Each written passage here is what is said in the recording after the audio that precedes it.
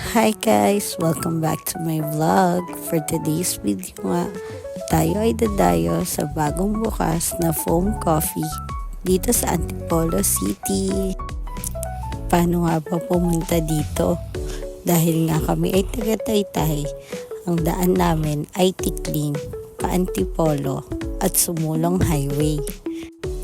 Kaya tara, umpisahan na natin.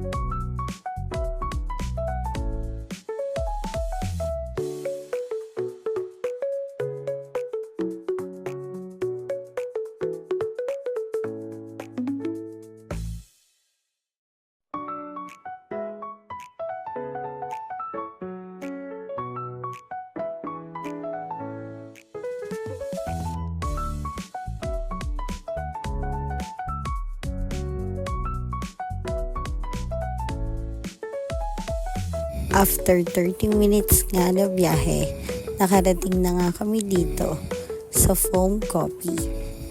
Ang landmark nyo nga pala dito ay ang bagong bukas na Jerry's Grill.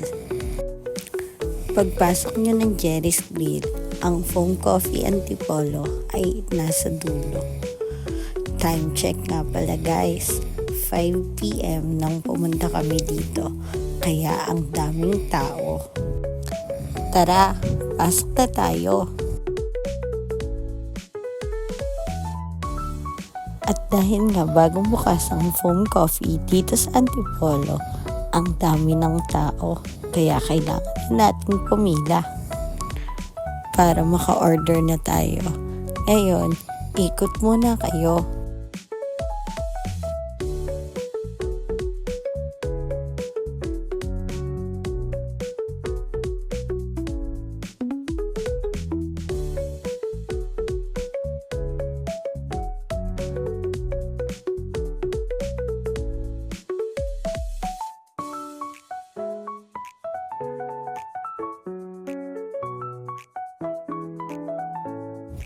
Ito nga pala ang kanilang menu. At dahil nga hapon na kami dumating, ang ibang mga gusto naming orderin ay ubos na. Ang mga drinks nga pala nila dito ay nagre-range ng 100 to 220 pesos.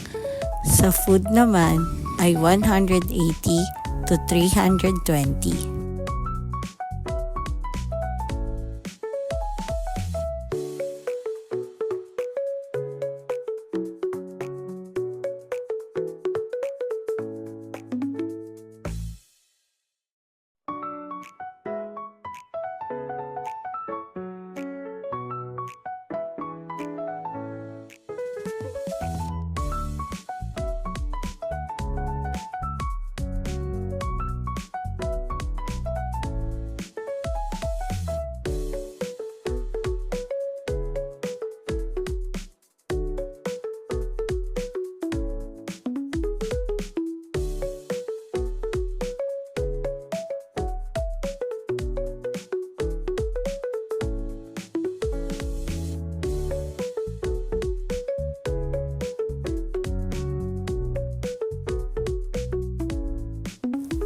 Ito nga pala ang kanilang alfresco dining.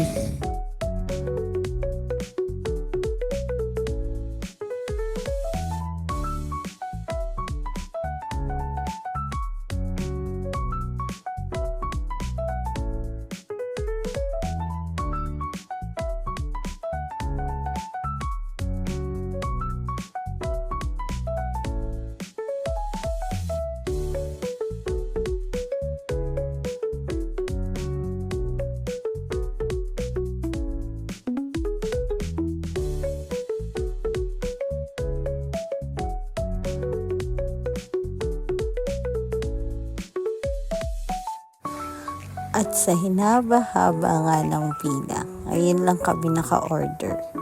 Tumatanggap na pala sila dito ng cash, GCash at card payment.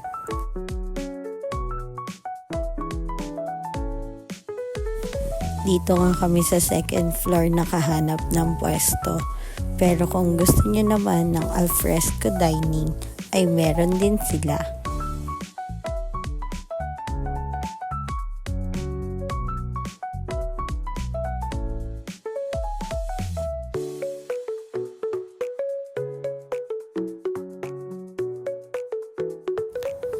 After 20 minutes of waiting, dumating na nga ang aming mga order.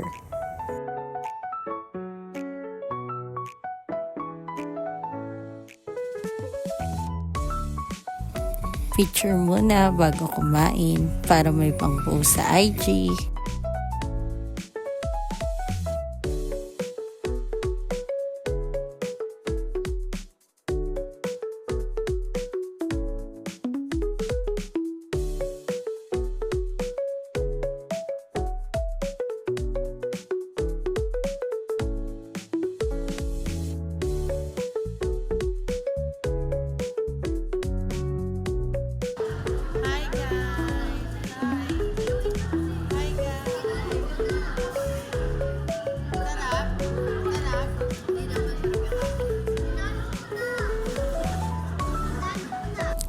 At ito na nga ang mga aesthetic na person. Nag-picture na. Hindi pa na kontento. Nag-TikTok pa.